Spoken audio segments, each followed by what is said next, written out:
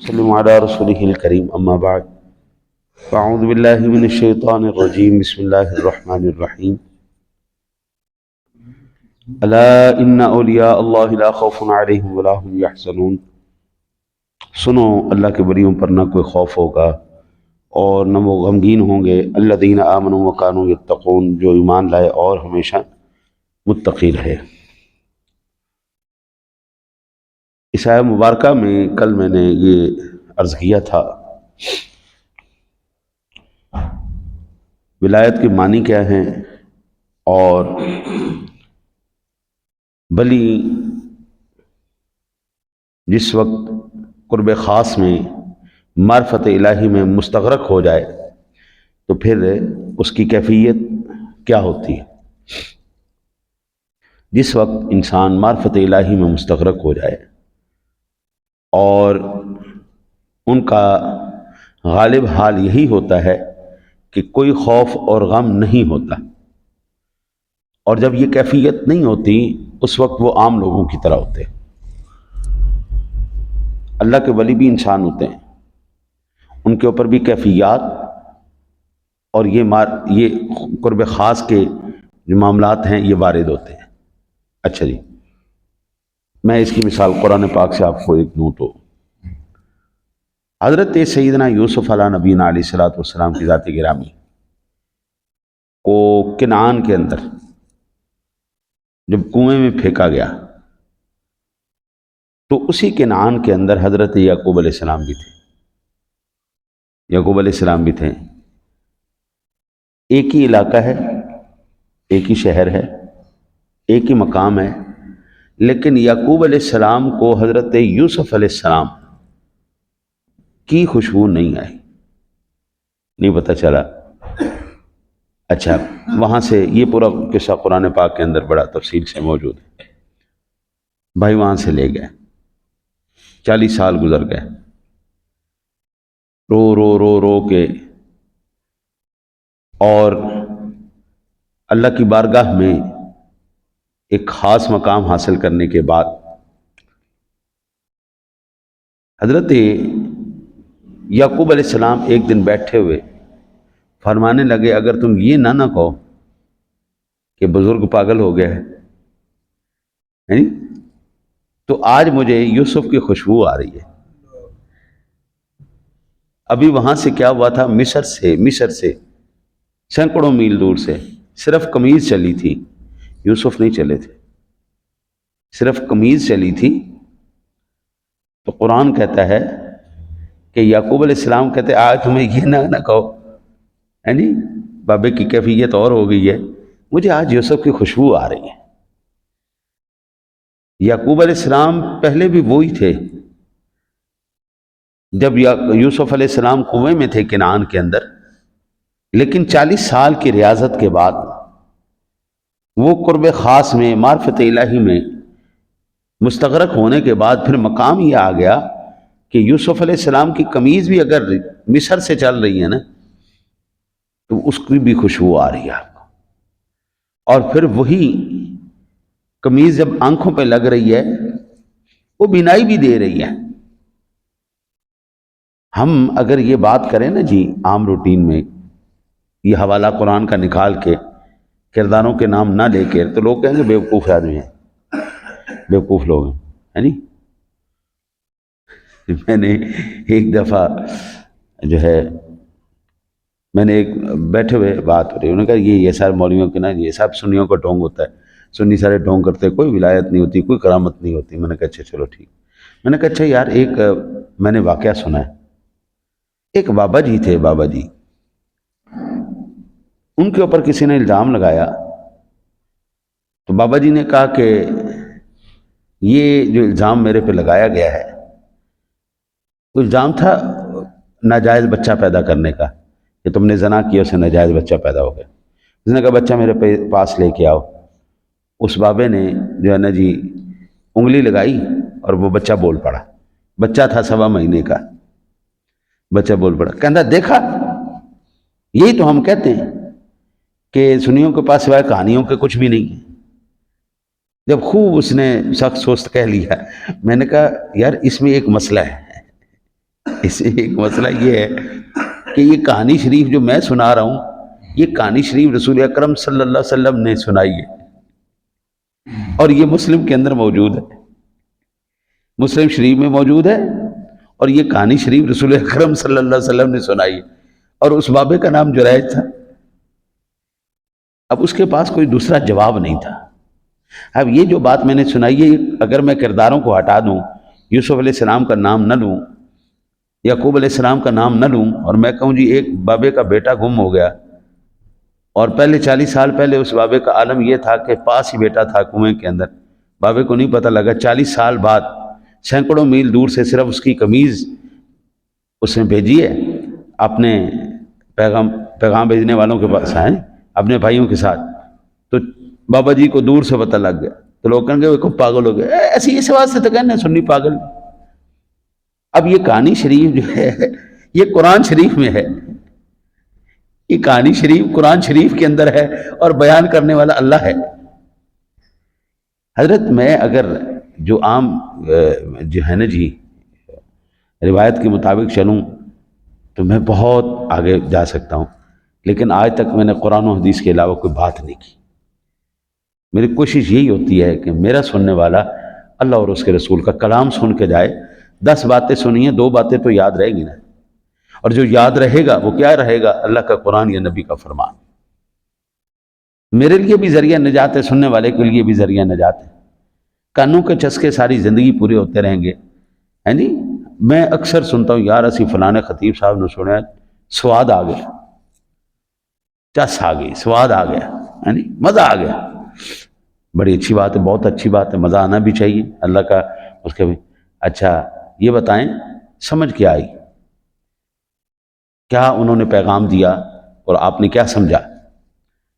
تو آگے سے جواب انداز سمجھتے کوئی نہیں آئی، پر سواد بڑا آیا، سمجھ کوئی نہیں آئی، گل کی ہوئی ہے لیکن سواد بڑا آیا۔ اچھا جی، اب یہاں پر ایک قصہ تو ہو گیا یہ۔ دوسرا، نبی اکرم صلی اللہ علیہ وسلم کی ذات گرامی 15 دن تک، بلکہ اس سے بھی کئی مرتبہ زیادہ، اب صوم وصال کے روزے رکھتے تھے۔ رمضان شریف آ رہا ہے، آپ میرے لیے دعا کریں، میں آپ کے لیے دعا کرتا ہوں، اللہ تعالی ہم دونوں کو رمضان مبارک کی برکتیں سمیٹنے کی اور رمضان مبارک کے روزے رکھنے کی توفیق عطا فرمائے۔ آقا جی علیہ الصلوۃ والسلام کی ذات گرامی صوم وصال آپ نے رکھنے شروع کی۔ ایک روز صوم وصال کہتے ہیں نہ سحری کھانا نہ افطاری کرنا، روزے پہ روزہ، روزے پہ روزہ، روزے پہ روزہ۔ صحابہ کرام علیہ رضوان نے محسوس کیا کہ حضور سرور دو عالم صلی اللہ علیہ وسلم کی ذات گرامی ہمارے ساتھ کچھ کھا پی نہیں رہے۔ ان کی یہ عادت مبارکہ تھی کہ کچھ نہ کچھ حضور کو پیش کرتے تھے، حضور کے ساتھ تناول فرماتے تھے۔ کئی دن گزر گئے، حضور کے ساتھ انہوں نے کچھ کھایا نہیں۔ انہوں نے کہا شاید حضور گھر سے کھا لیتے ہیں۔ گھر سے پتہ کیا تو اماں جی عائشہ اور ازواج مطہرات نے بتایا حضور گھر بھی کچھ تناول نہیں فرما رہے۔ صحابہ کرام علیہ رضوان نے آپس میں مشورہ کیا کہ حضور صوم وصال کے روزے رکھ رہے ہیں۔ انہوں نے آپس میں مشورہ کیا کہ جب حضور رکھ رہے ہیں روزے تو ہم کیوں نہ رکھیں؟ جسم کا ایک تقاضا ہے، بشری تقاضا ہے کہ جب تک آپ اس کو کچھ چلنے کے لیے کھلائیں گے نہیں، پلائیں گے، یہ نہیں چلے گا۔ صحابہ نے 1 دن رکھا، وقت گزر گیا، 2 دن گزرے، تھوڑا کام گڑبڑ ہوا، لیکن البتہ 48 گھنٹے بندہ بھوکا، مشکل ہے رہنا، لیکن رہ لیتا ہے بندہ۔ لیکن جب تیسرا دن آیا نا جی، اب حضرت ٹانگوں سے جان نکل گئی۔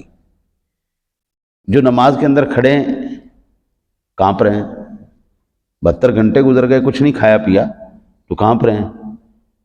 جو رکوع میں جا رہے ہیں ان سے کھڑا ہونا مشکل ہو گیا، جو نیچے گئے بیٹھے، یعنی سجدے میں گئے، ان سے کھڑا ہونا مشکل ہو گیا۔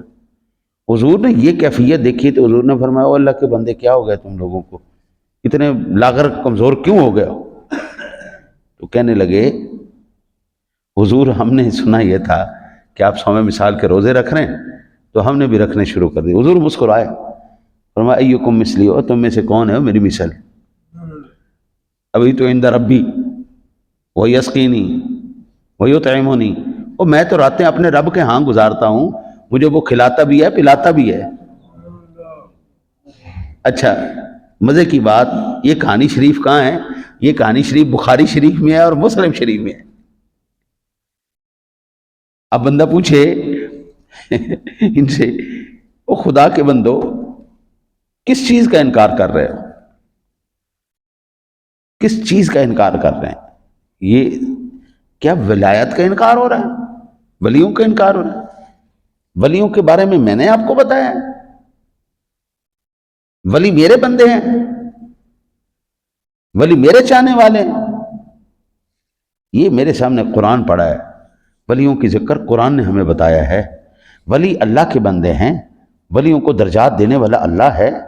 وہ معرفت الہی کے اندر جب مستغرق ہوتے ہیں، یہ کیفیتیں ہوتی ہیں کہ 15 دن کچھ نہیں کھا رہے، اور ان کا جسم بھی سلامت ہے، ان کی قوتیں بھی سلامت ہیں، ان کی ہر کیفیت بالکل ایسے زبردست ہے۔ یہ کہانیاں ہم نہیں کروا رہے، یہ کہانیاں ہمیں قرآن سنا رہا ہے۔ نحن نقص احسن القصص، ہم بہترین قصوں میں سے تمہیں ایک قصہ سنائیں۔ ہاں جی، سادہ لفظاً کہانیاں جو تانوں بہترین کہانی نہ سنائیے، یہ کہانیاں ہمیں قرآن کروا رہا ہے، یہ کہانیاں ہمیں قرآن سنا رہا ہے۔ اور پھر اللہ کی پناہ ہے حضرت، آپ یہ کہیں کہ جو غلط لوگ ہیں، دیکھیں نا قرآن پاک میں دونوں علماء کا ذکر ہے۔ ایک وہ علماء یخشی اللہ من عبادہ العلماء، وہ جو اللہ سے ڈرتے ہیں، اللہ کے نیک بندے۔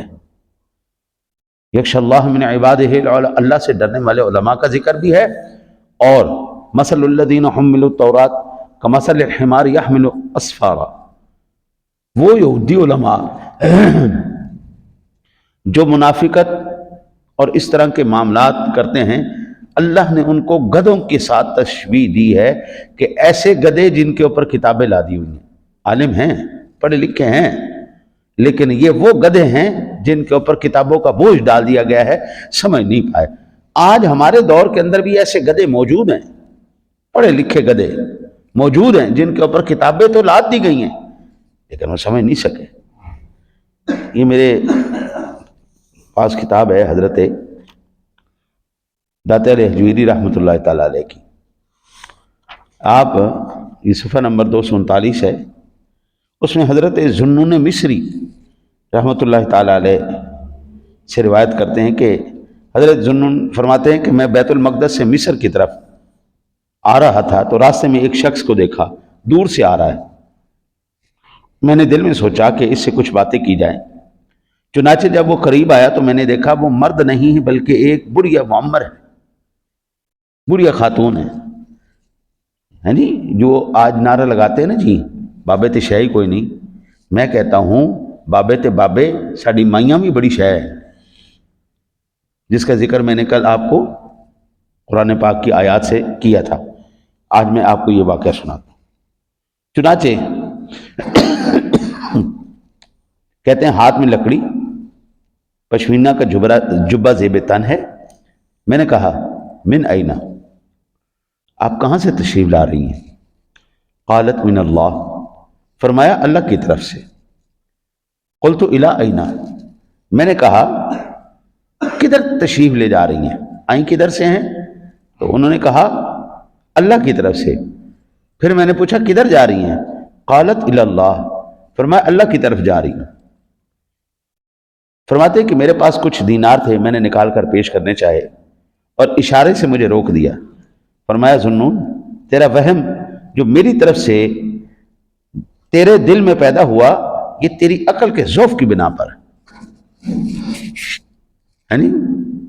سادہ لفظوں میں بڑے تعجب کی بات ہے ذوالنون، تو بھی ہماری فیلڈ کا بندہ ہے، تو بھی تصوف کا بندہ ہے، فقیر آدمی ہے، تو بھی ولی آدمی، تیری عقل کمزور تو نہیں ہو گئی؟ ہمیں کب سے درہم و دینار کی ضرورت پڑ گئی؟ فرمایا میں جو کام کرتی ہوں اللہ تعالیٰ کے لیے کرتی ہوں، سوائے اپنے رب کے کسی سے کچھ نہیں لیتی، اس لیے کہ میں سوائے اس کے کسی کی پرستار نہیں، میں صرف اللہ کی عبادت کرتی ہوں، اسی کی وہی خود ہی عطا فرمانے والا۔ تو جس کی پرستار ہوں اسی سے جو لینا ہے وہ لیتی ہوں۔ فرمایا مجھ سے علیحدہ ہو کر چل دیں، اور فرماتے ہیں کہ میں نہ ایک دفعہ مبہوت ہو گیا، یار یہ اماں جی کس مقام پر ہے۔ پھر حضرت داتا صاحب رحمۃ اللہ تعالیٰ علیہ فرماتے ہیں، اس واقعے کے اندر ایک بڑی عجیب غریب رمز لطیف ہے۔ لوگوں کے لیے دو صورتیں عمل کی پیدا ہوتی ہیں۔ ایک ایسے لوگ ہوتے ہیں جن کا کام صرف اللہ تعالیٰ کی ذات کے لیے ہوتا ہے، وہ صرف اللہ تعالیٰ کو جانتے ہیں، خالصتاً اللہ تعالیٰ کے لیے کیا، کوئی ان کے لیے دوسرا کوئی بھی جو ہے نا جی سوال ہی نہیں ہوتا کہ ہم نے کوئی کام کرنا۔ تیسرا وہ کہتے ہیں کہ اگرچہ ہوائے نفس تو ان سے متعلق نہیں ہوتی، لیکن ہر ایک بندہ لالچ میں عبادت کرتا ہے، لالچ میں کرتا ہے کہ میں عبادت کیوں کر رہا ہوں، جنت ملے گی، میں روزہ کیوں رکھ رہا ہوں، اللہ راضی ہو جائے گا، جنت ملے گی، ثواب ملے گا۔ تو کہتے ہیں کچھ لوگ ایسے ہیں جو اس کے اندر پھنسے ہوئے ہیں، تو کہتے ہیں ہم اس کو برا نہیں کہتے، اچھی بات ہے، لالچ میں عبادت کرنا بھی اچھی بات ہے، لیکن فرماتے ہیں کہ ہونا اس میں سے چاہیے کہ جس کے اندر کوئی لالچ ہی نہ رہے، بس کیوں کر رہے ہیں جی، اللہ کا حکم ہے جی، اللہ راضی ہو جائے، ختم ہو جائے گا۔ اب یہاں سے آپ اندازہ کیجئے، جب یہ لوگ اس مقام تک، آج ایمان سے بتائیے، آج ہم یہ نہیں کہتے کہ دنیا کی ضرورت نہیں ہے۔ ہمارے ایک ساتھی کل وہ کہہ رہے تھے کہ میں رمضان مبارک وہاں پہ گزاروں گا، عید وہاں پہ گزاروں گا بیت اللہ شریف میں۔ میں نے کہا ماشاءاللہ بڑی اچھی بات، بڑی اچھی بات۔ کہنے لگے تو بھی چل۔ میں نے کہا حضور میں تو چلنے کو آج ہی تیار ہوں، لے جاؤ مجھے، رکھو وہاں پہ، میں نوکر، لیکن حضور سرمایہ نہیں ہے۔ تو کہنے لگے کہ تمہیں کب سے سرمایہ کی ضرورت ہو گئی؟ میں نے کہا حضور اسی دنیا کے اندر رہتے ہیں، اس دنیا کے اندر ہم جب آٹا لینے جاتے ہیں تو ہمیں فی سبیل اللہ نہیں دیتے، جب یہ چیزیں لینے جاتے ہیں نہیں، وہ کہتے ہیں چھاڑی یار تم تیرے پاسے لگ گئے تے چلیے۔ میں نے کہا حضور چلنے کے لیے کوئی مسئلہ نہیں، ہم مانگ منگا کے قرض اٹھا کے ہم چلے جائیں گے، لیکن جو پیچھے اللہ تعالیٰ نے ذمہ داریاں ہماری لگائی ہیں، وہ ذمہ داریاں کون پوری کرے گا؟ جو اولاد ہے اس کے سلسلے کون پورے کرے گا؟ جو بیوی ہے وہ کہنے لگے ہن تو کدوں دا بچیاں تے انہاں دا سوچن لگ گیا۔ میں نے کہا وہ اسی جس گھر آپ جا رہے ہیں نا جی، یہ اسی گھر کے مالک کا حکم میرے لیے ہے کہ جو بیوی تیرے گھر ہے نا، جو تیرے بچے گھر ہیں، ان کی پرورش، ان کی رہائش، ان کا کھانا پینا لتا کپڑا یہ تیرے ذمہ ہے۔ اور آج کے دور کے اندر، آج کی تاریخ کے اندر ایک پانی کی بوتل بھی آپ خریدیں نا تو وہ بھی آپ کو فی سبیل اللہ کوئی نہیں دے گا، اس کے لیے بھی کہے گا ٹھیک ہے حضرت صاحب آپ جتنے مرضی قابل احترام ہیں، لیکن آپ ہمیں پیسے عنایت فرمائیں۔ یہ سارے سلسلے کرنا اس دور تک یا اپنی ذات تک یہ ٹھیک ہے، آپ جو مرضی کریں، جیسے مرضی کریں، جدھر مرضی جائیں، لیکن یہ ذمہ داریاں نبھانا بھی انہی ہستیوں کا کام ہے اور انہی شخصیات کی سنت ہے۔ رسول اکرم صلی اللہ علیہ وسلم کے ہاں یا نہ ازواج رہیں یا نہیں رہیں، آپ نے ان کی ذمہ داری اٹھائی یا نہیں اٹھائی؟ تمام تر ذمہ داریاں نبھانا بھی یہ اللہ ہی کے کام میں جو ہے اسی کی معرفت حاصل کرنا اور اسی کے کاموں میں مستغرق ہونا ہے۔ حضرت علی المرتضیٰ شیر خدا کرم اللہ وجہہ الکریم کے پاؤں میں لگ گیا تیر اور درد ہو بڑی شدید۔ لوگوں نے کہا کہ ایسے نہیں تیر نکلے گا، علی جب نماز پڑھیں گے نا تو خشیت الہی سے ان کا جسم نرم ہو جاتا ہے، اس وقت نکالنا۔ نماز پڑھی اس وقت، اب یہ اللہ کا قرب ہے نا جی، نماز کے اندر بندہ اپنے رب سے بات کرتا ہے نہیں؟ تو ہماری تو نمازیں ہی ہیں ایسی ہیں، میری تو نماز ہی ایسی ہے، ہمارے دماغ میں پتہ نہیں کیا کیا خیال چلتے رہتے، لیکن وہ تو صحابہ تھے نا، سبحان اللہ، ان کی تقوی اور پرہیزگاری کی کیا بات ہے۔ وہ نماز پڑھی تو ان کی ٹانگ سے تیر نکال دیا، نماز کے بعد فرمایا یہ خون کیسا ہے؟ تو لوگوں نے کہا کہ حضرت ہم نے آپ کے ٹانگ میں جو تیر تھا وہ نکال دیا ہے. کہنے لگے اللہ کی قسم مجھے محسوس نہیں ہوا. یہ قرب الہی ہے، یہ معرفت الہی کا وہ مقام ہے جس میں ہم سادہ لفظوں میں کہتے ہیں فنا فی اللہ ہو جانا. یہ وہ مقام ہے جہاں پر آ کر اللہ ان کے لیے ارشاد فرماتا ہے لا خوف علیہم ولا هم یحزنون. امام راضی نے دوسری توجیہ اس طرح کی ہے کہ اولیاء کو قیامت کے دن خوف نہیں ہوگا. اس کی وجہ یہ ہے کہ میرا مالک ارشاد فرماتا ہے لا يحزنهم الفزع الاکبر وتتلقاهم الملائکہ ھذا یومکم الذی کنتم توعدون. سورہ انبیاء کی 103 نمبر آیہ مبارکہ ہے. سب سے بڑی گھبراہٹ انہیں غمگین نہیں کرے گی اور فرشتے ان کے استقبال کے لیے آئیں گے اور کہیں گے یہی وہ دن ہے جس کا تم سے وعدہ کیا جاتا تھا. کل حضرت صاحب آنا مزہ آئے ہائے.